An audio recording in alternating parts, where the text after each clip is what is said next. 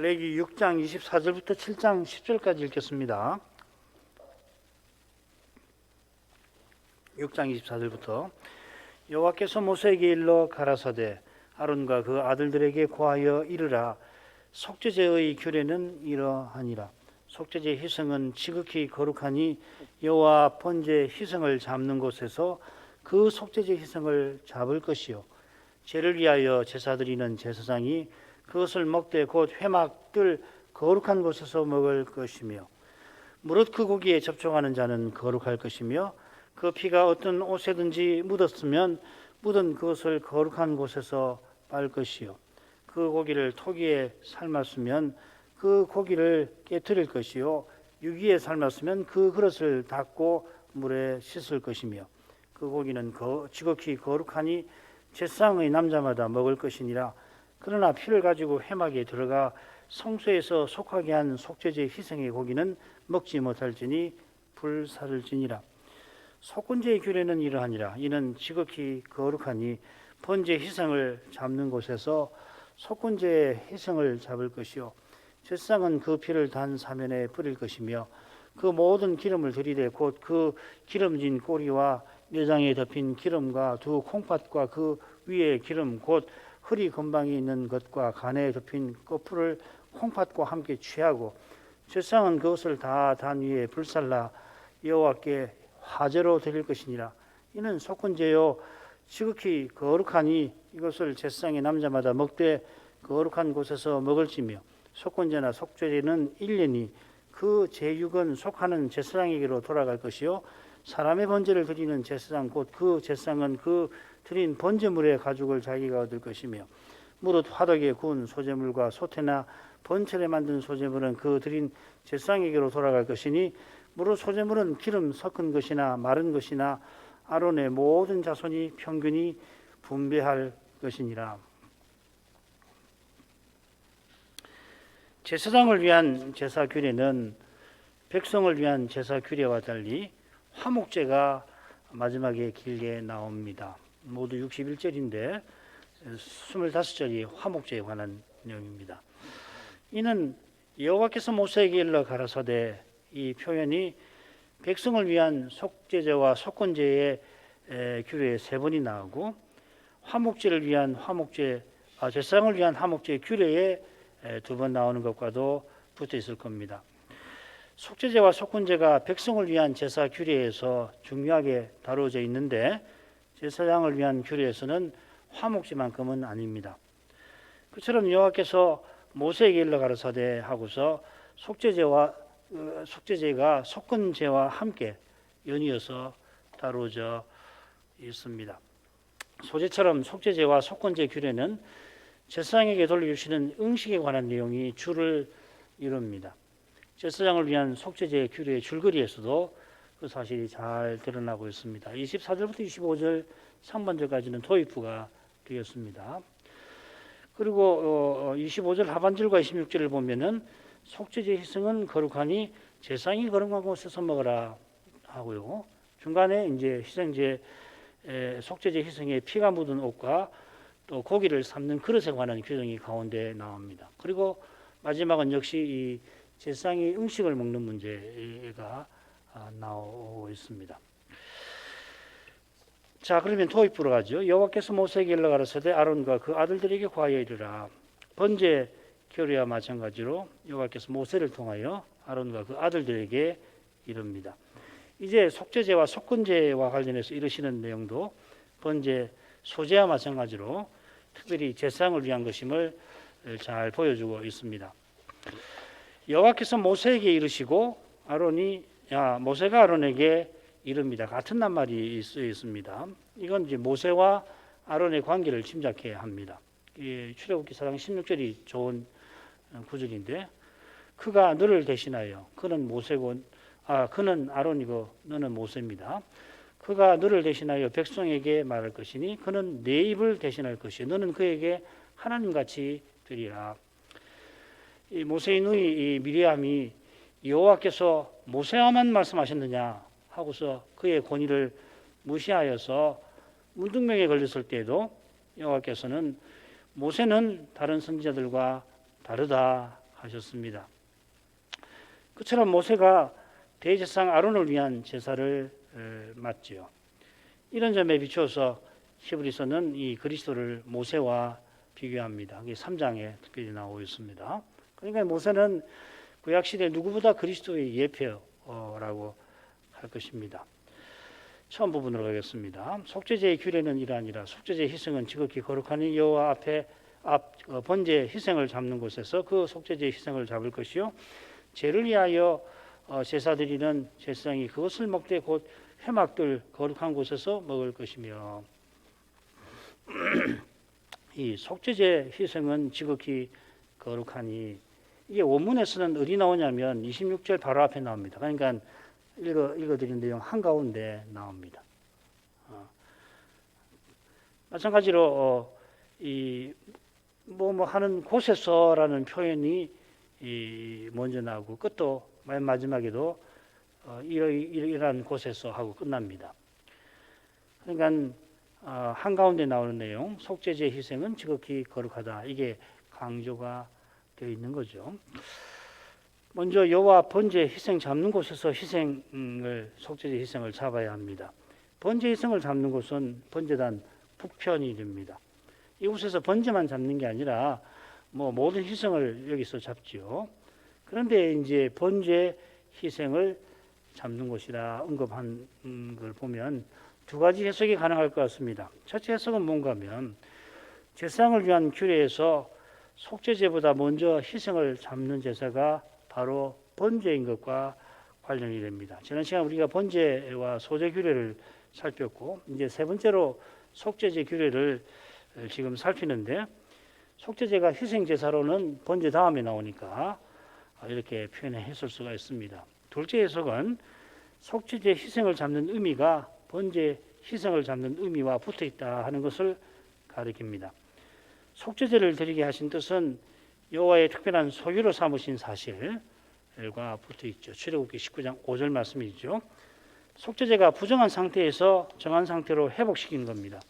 이 정한 상태는 언약 안에 있는 것을 가리키는 건데 언약 안에 있다는 것은 여호와의 특별한 소유로 삼으신 것을 가리킵니다. 이것은 신약 시대에 그리스도의 공효로 의롭다 하심을 받아 하나님의 아들로 삼으시는 것을 가리키는 겁니다. 같은 건 아니지요. 이 그림자와 실제의 사이인데 정한 상태가 성막 제사에 나아가는 조건이듯이 의롭다 하심이 하나님께 나아가는 법적 자격이 됩니다. 그러니까 전자는 그림자고 후자는 실체가 됩니다. 이 둘째 해석이 모세의 의중을 더 드러내는 것 같습니다. 번제 희생을 잡는 곳을 여호와 앞이라 했습니다. 한글 개역 성경은 여호와 앞 번제 잡는 곳 이렇게 해놓으니까 여호와 앞 가운데에서 희생을 잡는 것처럼 읽힐 수가 있는데 원문대로 새기면은 번제 희생을 잡는 곳에서 속죄제 희생을 잡으라 여호와 앞에서 제사가 하나님께 향하여 나가는 것이라 모든 절차가 여호와 앞에서 이루어지는 겁니다. 이건 여호와께서 신이 되신 길로 나아가는 것을 가리킬 겁니다. 굳이 번역을 하면은 이 여호와 앞 곧 희생 잡는 곳 이렇게 하면은 조금 더 나을 것 같습니다. 속죄제 희생은 지극히 거룩합니다. 이 소제에도 나왔죠. 6장 17절에 거기는 속죄제와 속군제와 같이 지극히 거룩하다. 소제의 나머지 이 성별에서 드리는 것 나머지가 그렇단 말이죠. 여호와께서 소제, 속죄제, 속군제에서 제사장에게 돌려주시는 음식은 성막들에서 먹어야 한다 하는 뜻입니다. 반면에 화목제에서 제사장에게 돌려주시는 음식 오른쪽 뒷다리하고 그리고 가슴 부분 아닙니까? 이건 제사장이 식구들과 함께 정한 곳에서 그러니까 자기 천막에서 먹을 수가 있는 겁니다. 레위기 10장 14절에 보면은 이 흔든 요제의 가슴과 거제의 뒷다리는 너와 내 자녀가 너와 함께 정결한 곳에서 먹을지니 이거는 성물이야 지성물이 아니라 성물이야의 말이죠. 그러니까 성막 바깥에서도 먹을 수가 있습니다. 자, 바로 그 내용이 26절에 이어집니다. 죄를 위하여 제사 드리는 제사장이 거룩한 곳에서 먹을 것이라. 죄를 위하여 제사 드린다 했는데 속죄제를 드린다 이 말입니다. 그래서 역대기하 29장 24절에 보면은 그런 식으로 번역이 되어 있습니다. 속죄제를 드린 제사장이 거룩한 곳에서 그 희생의 고기를 먹습니다. 그것이 좀 더 구체적으로 회막뜰이라고 언급이 되어 있고 이건 뜰 남편일 것입니다. 에스겔서를 보면 알 수도 있고 성막뜰에서 이 먹을 수 있는 장소는 이 남쪽이 적절하죠, 그죠? 입구도 그렇고 북편도 그렇고 그리고 서편은 거기 물두멍이 있으니까 거기서 못 갈 수 없고 이 음식을 먹을 수 있는 곳은 남편이 될 것입니다. 에스겔서는 뭐 성전, 지상의 성전이 아니고 이상적인 성전인데 거기 이제 남편의 음식 먹는 공간이 나오죠. 그러니까 성막들에서도 남편에서 음식을 먹었을 것입니다. 그 다음에 27, 28절 무릇 고기에 접촉한 자는 거룩할 것이며 그 피가 어떤 옷에든지 묻었으면 묻은 그것을 거룩한 곳에서 빨 것이요 그 고기를 토기에 삶았으면 그 그릇을 깨뜨릴 것이요 유기에 삶았으면 그 그릇을 닦고 물에 씻을 것이며 무릇 그 고기에 접촉한 자 이렇게 했는데 여기서 사람이 아니라 이 물건을 가리키는 것 같습니다. 그래서 접촉하는 것이라고 새기는 게 좋습니다. 요컨대 이는 희생의 속죄제 희생의 고기에 접촉한 물건에 관한 규정을 다루고 있습니다. 그 물건이 28절에 토기와 유기로 녹그릇으로 언급이 되어 있죠. 그 다음에 중간에 고기가 아니라 피에 관한 피 묻은 옷에 관한 규정이 가운데 나옵니다. 28절은 희생의 피에 관련된 것이 아니라 희생의 고기를 삶는 일에 관련된 것이죠. 그러니까 이 27절하고 7절의 내용하고 연결이 되는 거겠죠. 그죠? 27절 상반전. 앞서 속죄제 희생의 고기를 제사장에게 주셔서 먹게 하신 규정이 나왔지요. 그 규정에 이어서 특별히 이 고기를 먹는데 사용된 용기에 관한 규정이 여기 다루어져 있는 겁니다. 제사장은 거룩한 사람이니 이 거룩한 고기를 지극히 거룩한 고기를 만져도 됩니다. 그처럼 음식으로 주신 고기를 먹어도 될 뿐만 아니라 먹어야 합니다. 레기 10장에 보면 안 먹어서 이제 모세가 추궁하는 장면이 나오죠. 아론이 안 먹으니까 그날 사고로 인해서 안 먹으니까 왜 안 먹었느냐 하고서 모세가 추궁을 합니다. 음식으로 주시지 않은 고기는 먹어서 안 되고 신 바깥에서 그 정결한 곳으로 옮겨서 거기서 다 불살라 버려야 합니다. 옮겨야 하니까 제사장이 그 고기를 만지는 것은 되는 거죠, 그죠? 마찬가지로 희생을 잡거나 피를 처리하거나 드릴 부위를 성별하는 데 사용되는 그릇, 용기도 고기나 피와 접촉에도 상관없습니다. 이 그릇과 기구는 피와 관유로 정결하고 성결하게 된 것이니 그렇습니다. 그런데 제사장이 속죄제 음식을 먹을 때 사용하는 그릇은 이 그릇 중에 토기는 거룩한 그릇이 아니지요. 반면에 유기, 녹그릇은 성소에 드린 놋, 거룩하게 된 놋으로 만든 겁니다.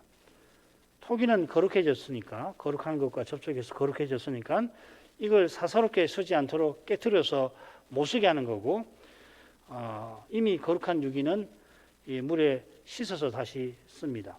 흔히 이제 어떻게 이걸 해석하냐면 놋은 깨트릴 수 없으니까 물로 씻어서 다시 쓰게 하는 거고 토기는 깨트릴 수 있으니까 깨트리라고 했다고 했는데 그건 좋은 해석이 아닙니다.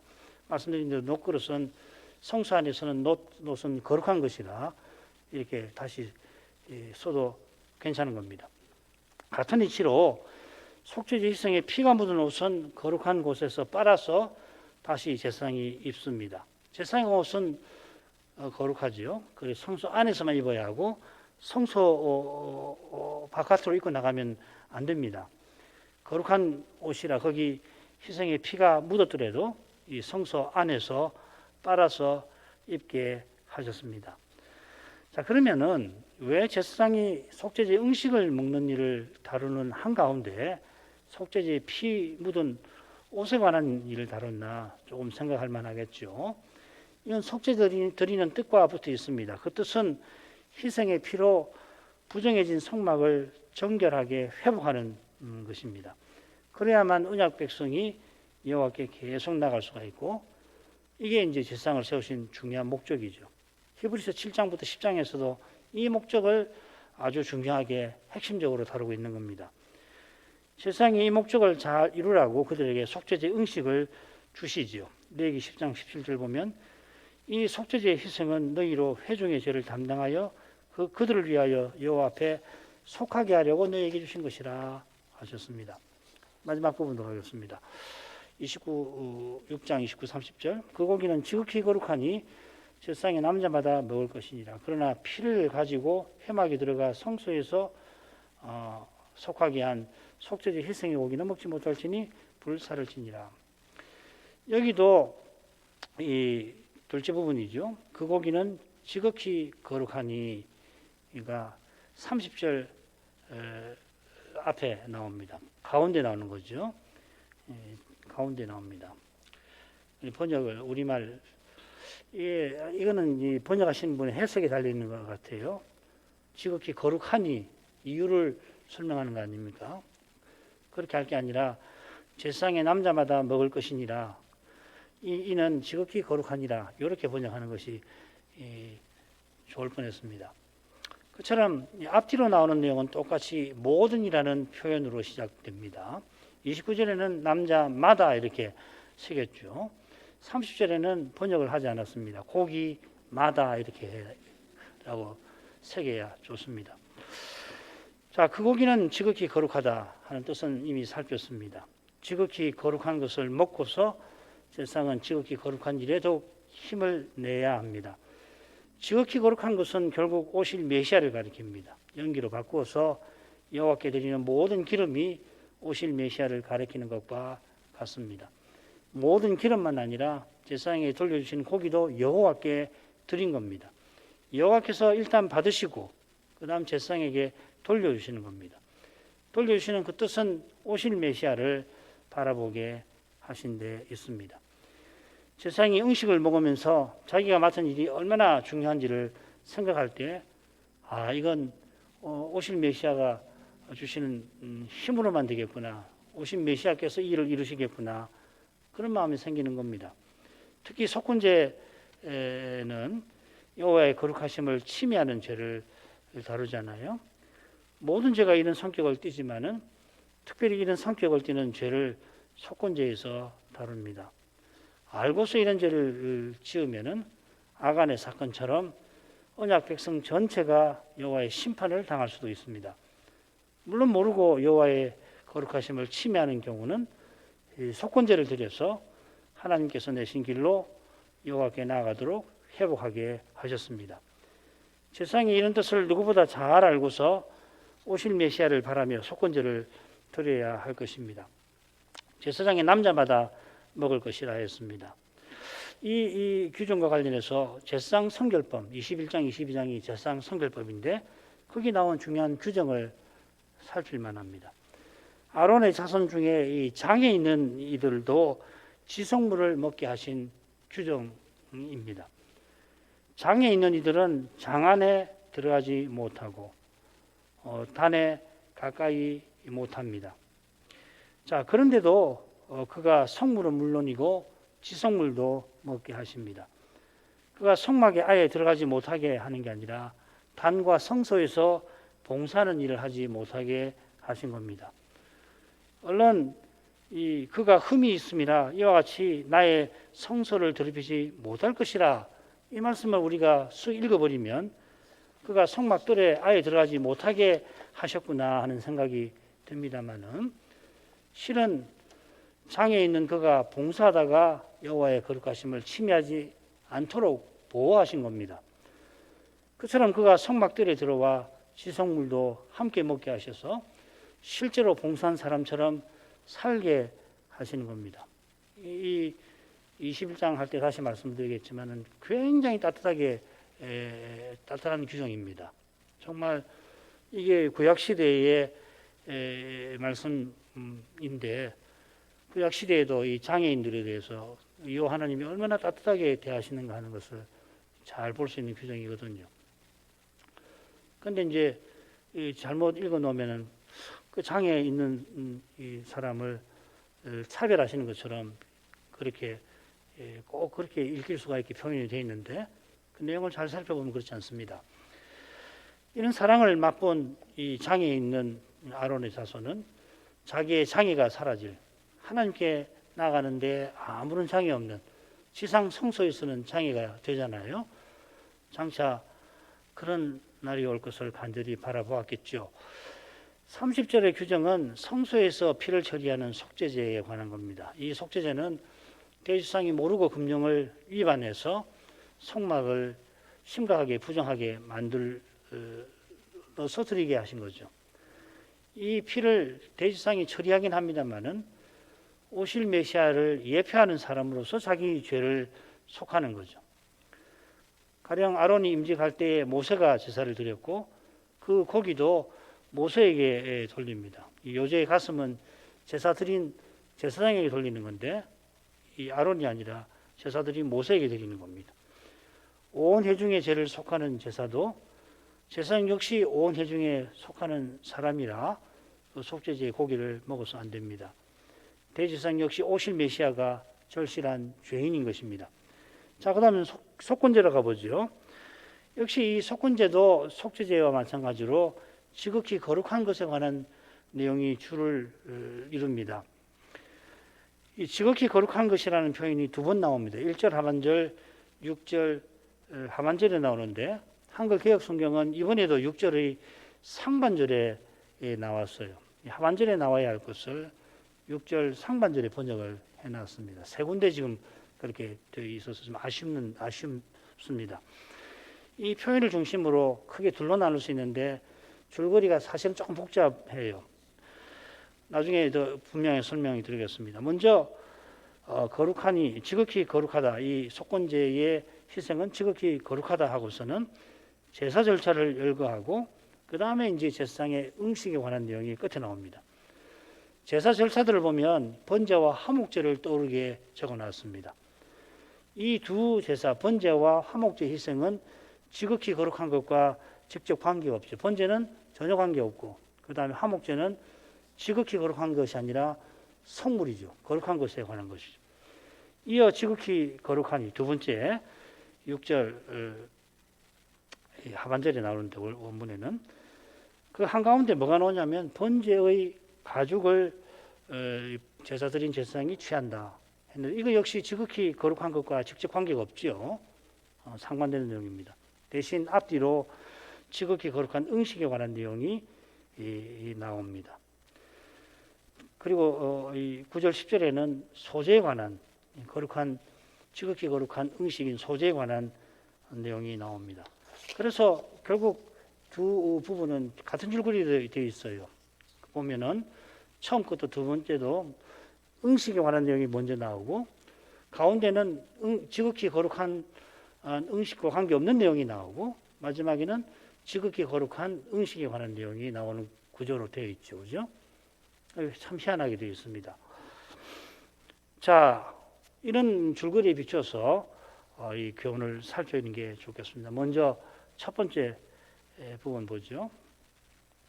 속건제의 규례는 이러하니라. 이는 지극히 거룩하니 번제 희생을 잡는 곳에서 속건제 희생을 잡을 것이요 제사장은 그 피를 단 사면에 뿌릴 것이며 그 모든 기름을 들이되 곧 기름진 꼬리와 내장에 덮인 기름과 두 콩팥과 그 위에 기름 곧 허리 건방에 있는 것과 간에 덮인 거풀을 콩팥과 함께 취하고 제사장은 그것을 다 단 위에 불살라 여호와께 화제로 드릴 것이니라. 이는 속건제요 지극히 거룩하니 뒤에 나온다고 그랬습니다. 이것을 제사장의 남자마다 먹되 거룩한 곳에서 먹을지며 이는 지극히 거룩하니 이렇게 번역을 해놨는데 근데 사실 이어 나오는 내용은 지극히 거룩한 것과 상관이 없는 거죠. 그죠? 그러니까 이렇게 화목제는 거룩한 것이고 그 제사 절차는 소제, 속건제, 속죄제와 같습니다. 그러니까 이는 지극히 거룩하니라 이렇게 새기는 것이 좋습니다. 앞서 마찬가지고요.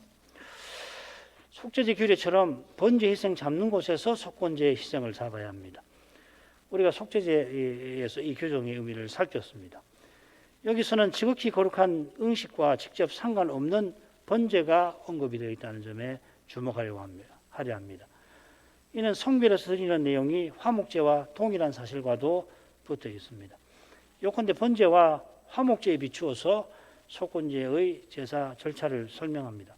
참고로 속건제의 제사 절차가 백성을 위한 규례에서는 구체적으로 나오지 않았지요. 순양을 여호와께 가까이 가져와야 한다. 그 점만 나왔습니다. 제사장을 위한 이 규례에서 속건제 제사 절차가 비로소 나오는데 사실 속건제 제사 절차가 속죄제보다 화목제와 아주 비슷합니다. 제물의 종류는 물론 다르지만 피를 처리하는 것, 단사면에 피를 뿌리는 것, 이건 속죄제와 다르죠. 또 성별에서 드리는 부분, 모든 기름을 성별에 드리는 건 이건 뭐 속죄제나 뭐 화목제나 속건제나 똑같습니다. 피를 처리하는 방식은 번제도 같습니다. 이는 번제와 화목제를 함께 드리는 뜻이 이 언약을 세우거나 새롭게 하는 데 있는 그 점과 붙어서 속건제나 속건제 응식 의미를 보여주려 하는 것 같습니다. 여호와께 속건제 드리는 제사장에게 그 희생의 고기를 돌려주시는 것은 제사장이 언약을 이루는데 힘쓰게 하신 것이다 하는 겁니다. 이 부분은 속건제 응식을 먹는 규정으로 끝납니다. 말씀드린 대로 이 규정이 원문에서는 6절 상반절에 나옵니다. 속건제 응식은 제사장의 남자마다 먹을 것이라 했습니다. 속죄제에도 나왔습니다. 그런데 제사장은 모두 남자 아니에요. 제사장의 남자라고 하니까 조금 이상하게 들리지요. 비슷한 표현이 뭐냐면 아론 자손의 남자입니다. 아론 자손의 남자마다 소제를 거룩한 곳에 먹어야 한다. 이건 다 조사해 보면 이 모든 남자라는 말을 조사해 보면 이 봉사할 나이에 이른 남자를 가리키는 표현으로 보는 것이 제일 원만할 것 같습니다.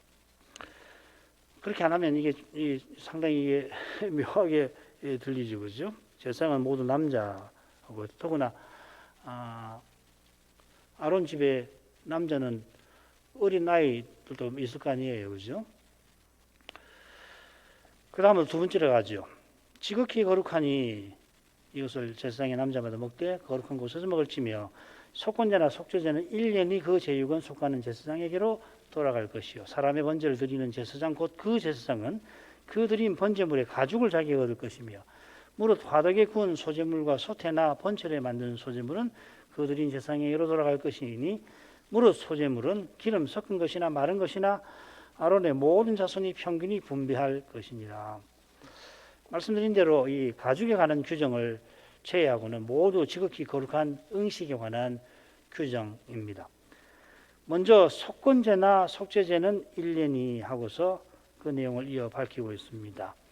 이것은 속죄제나 속건제에 똑같이 적용되는 규정이라는 말입니다. 그 규정은 뭐 그 제육을 제사장에게 속하는 제사장에게 속죄제나 속건제 드린 제사장에게 돌린다 하는 겁니다.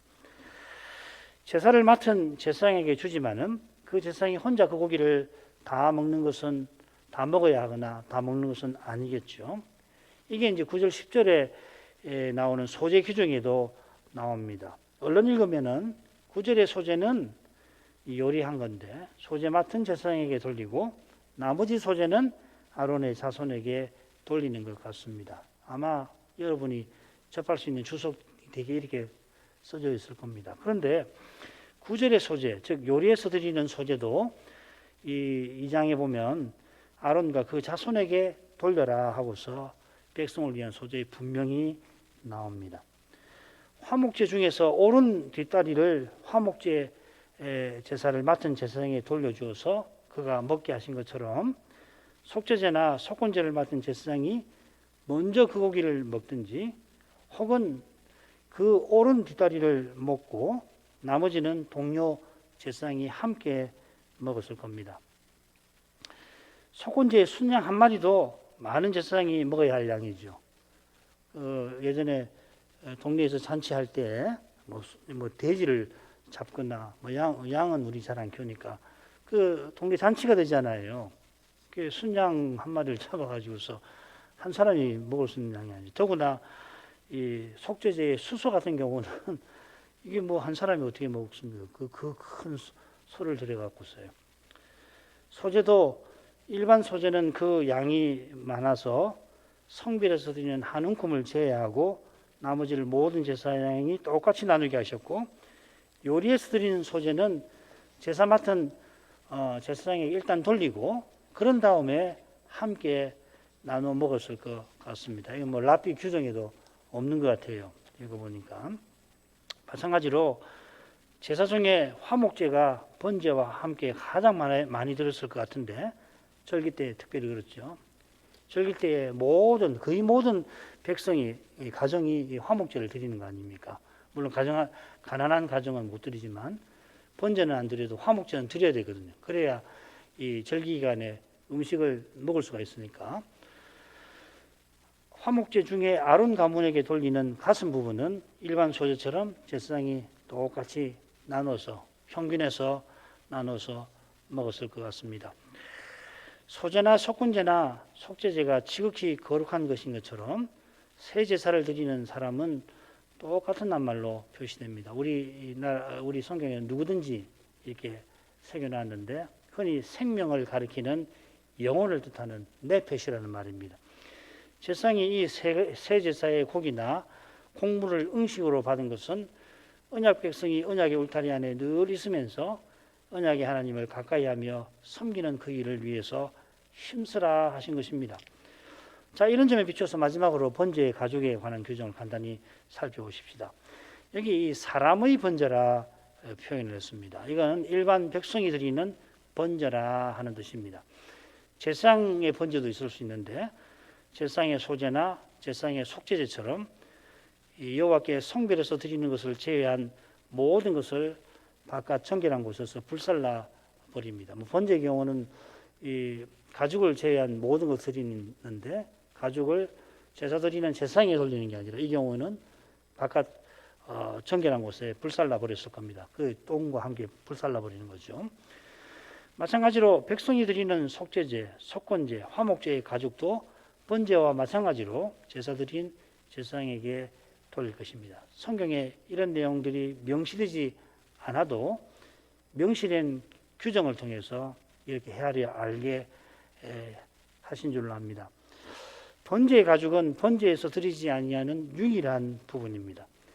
이것이 화목제, 속제제, 속건제에서 가죽과 다른 점입니다. 번제는 가죽을 제외한 전부를 성별해서 드립니다. 심지어 이 부정한 부분들도 씻어서 드리는데 가죽만은 드리지 말아라 하십니다. 이런 점에서 가죽은 성막 제사에서 가죽은 신약의 옛사람을 상징하는 것 같습니다. 옛사람은 죽여버리고 새사람이 하나님을 가까이 합니다. 심지어 그리스도를 믿는 모든 신자가 함께 하나의 새로운 사람을 이루어서 하나님을 가까이 한다. 에베소서 2장 15절에서는 교훈합니다. 번제의 가죽에 관한 규정은 역설적으로 번제가 특별한 소유 삼으신 것과 붙어 있는 것을 뜻할 것입니다. 첫 번째, 이는 지극히 거룩한 하니라에서 번제와 화목제의 제사 절차를 들어서 제사장이 속건제 음식을 먹게 하신 뜻을 직접적으로 드러냈다면, 두 번째, 이는 지극히 거룩하니라에서는 번제의 가죽에 관한 규정을 들어서 그 뜻을 역설적으로 드러낸 것이라 하겠습니다. 언약 백성이 새 사람답게 여호와를 가까이하며 섬기며 사는 일에 제사장이 힘쓰게 하려고 음식을 주신 것이라 하겠습니다. 이만큼 하죠. 기도 제목. 제사장을 위한 속죄제, 속건제의 규례는 소제 규례와 마찬가지로 제사장에게 돌려주시는 음식에 관한 규정들을 주로 다룹니다. 음식에 관한 규정이 번제, 소제, 화목제와 결부되어 나옵니다. 이는 대속의 목적이 성별과 화목이 있음을 보여주는 겁니다. 하나님께서 이스라엘을 열국 중에서 특별한 소유로 삼으셨는데 곧 제사장 나라와 거룩한 백성의 사명을 이루라 하심입니다. 백성들이 이런 사명을 이루고 살도록 제사장은 힘써 맡은 직무를 이룰 겁니다. 특별히 백성이 모르고 부정하게 된 데서 정결한 상태로 회복되는 일이나 모르고 여호와의 거룩하심을 침해한 데에서 여호와의 거룩하신 영광에 제대로 나아갈 수 있게 속된 상태로 회복하는 일은 실로 중요합니다. 제사장이 속죄제와 속건제를 드리는 일이 그만큼 중요합니다. 중요한 만큼 그는 오실 메시아를 바라보아야 합니다. 과연 그리스도의 복음이 바르게 전해지고 받아지는 거기서 죄를 제대로 알고 죄를 이길 길이 열립니다. 이게 우리가 로마서 지금 2장 3장에서 특별히 바울이 죄를 다루는 태도를 통해서 배울 수 있는 것이죠. 이런 은혜를 우리가 늘 구해야 하고 이 죄가 만연한 이 세상에서는 이 은혜가 우리에게 특별히 절실하다 생각됩니다. 신학교와 신학생들 위해서 아울러 기도해 주십시오. 같이 기도하겠습니다. 거룩하신 아버지, 오늘 속죄제, 속건제 맡은 제사장에게 희생의 그 음식을, 고기를 돌려주시는 규정을 살피게 하셨습니다. 이 규정 자체야 오늘 신약교회와 너무도 동떨어져 있는 것입니다만은, 그러나 이 두 제사 규례와 그 음식의 규정에 담긴 교훈은 이 시대를 살아가는 교회에게 실로 적실하고 또 절실합니다. 이 시대가 여호와 하나님의 거룩하심에 얼마나 무감각한 상태에 있는지를 생각해 보면 이런 시대를 살아가는 교회와 신자가 얼마나 위태로운 상태에 떨어질 수 있는지를 모를 수가 없겠습니다. 메시아 오시기 오래전에 이런 규례를 내실 때에 이스라엘이 하나님 언약에 속해서 하나님을 가까이 하고 그 거룩한 사명을 받들게 하신 뜻을 일깨우시려고 하나님께서 얼마나 세심하게 손에 잡힐 만큼 이 규례들을 내셨는지를 생각합니다. 인생의 죄가 하나님과 사람 사이를 내었고 그 죄가 하나님의 거룩하심을 침해해서 거룩한 진노를 피할 수 없도록 만든 그것을 속죄제와 속건제의 규례로 교훈해 주셨습니다. 이런 규례를 통해서 오실 메시아를 전심으로 바라보게 하셨습니다. 특별히 이런 제사를 직접 맡은 제사장이 누구보다 오실 메시아를 바라보지 않을 수가 없었을 것입니다.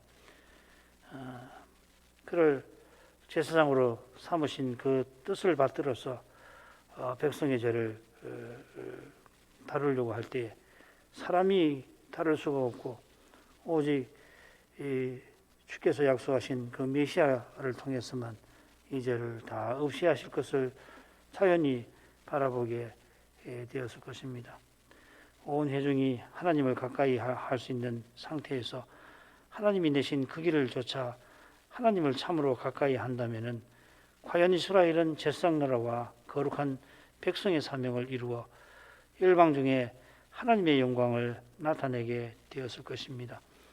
이러한 뜻을 잘 받들게 하려고 제사장들에게 속죄제와 속건제의 음식을 소제 음식과 더불어 주셔서 먹게 하셨습니다. 이 제사는 그 자체로 하나님께 드리는 것이었습니다. 하나님이 친히 정하신 대로 성별한 부분을 단 위에 드려 연기로 바꾸어 그 연기가 향기로운 냄새로 하나님을 기쁘시게 하였습니다. 그 향기로운 냄새는 오실 메시아를 가리켰습니다. 그처럼 희생 자체가 오실 메시아의 예표요 그림자였습니다. 하나님은 오직 이 그리스도를 기뻐하십니다. 그리스도를 떠나서는 하나님을 기쁘시게 할 길이 없습니다. 그래서 하나님께서 속죄제와 속건제 또한 소제 중에서 일부만 하나님께 실제로 드리게 하시고 나머지는 제사장에게 돌려주셔서 그들이 이 그리스도로 말미암아 살아가도록 하신 줄로 압니다. 돌려주시는 음식을 먹을 때에 그들이 이 그리스도를 예표하는 사실을 일깨워 주시고 오실 메시아를 전심으로 바라보게 하신 것입니다. 그리스도를 믿는 믿음으로 제사장은 죄를 다루는 이 무거운 일을 잘 감당할 수 있었습니다. 그 믿음에서 나오는 사랑으로 연약한 백성을 그리스도처럼 체휼할 수가 있었을 것입니다. 자신도 그들과 다름없는 죄인임을 알고 그들과 함께 오시는 메시아를 바라보았을 것입니다. 바울 사도가 동족의 죄를 철저히 다룰 수 있었던 것은 그리스도처럼 동족의 구원을 위해서 자기가 저주라도 받고자 한 그 심정을 품은 데 있었습니다. 그리스도의 거룩한 빛 가운데서라야 비로소 죄를 제대로 봅니다. 그리스도께서 십자가에서 인생의 죄를 담당하신 까닭에 장차 심판대에서 인생의 죄를 가장 의롭게 심판하실 것입니다. 이 시대에 주님의 교회에 그리스도의 복음이 순전하게 전파되게 해주셔서 이 시대에 만연된 저 두려운 죄, 여호와 하나님의 거룩하심을 침해하는 이 무서운 죄의 실상을 제대로 보고서 그 죄를 이길 길을 주님 안에서 발견할 수 있게 되기를 구합니다. 이것이 중요한 과제로서 우리에게 주어져 있는 줄 믿습니다. 이것을 잊어버리지 말게 하옵소서. 죄의 현실을 대하는 것, 자기 죄도 아닌 남의 죄를 대하는 것은 실로 힘겨운 일입니다. 사람이 감당할 수 있는 일도 아닙니다. 그러나 주님 안에서 정직하게 주께서 두어두신 그 현실을 대하게 하시고 이 시대의 현실을 보게 하시고 오직 그리스도를 참되게 고백하며 주님이 주신 그 사명을 감당할 수 있게 해 주시기를 빕니다. 주님께서는 이런 우리와 함께 해 주실 것이며 거기서 우리에게 참된 기쁨과 보람을 허락하실 것입니다. 이제도 이런 은혜를 저에게 더욱 내려주시기를 간절히 구합니다. 이런 은혜를 받아서 이 믿음의 길을 끝까지 걸어갈 수 있도록 주께서 저희를 격려하여 주시옵고 또 위로해 주시옵소서. 예수님 이름으로 기도합니다.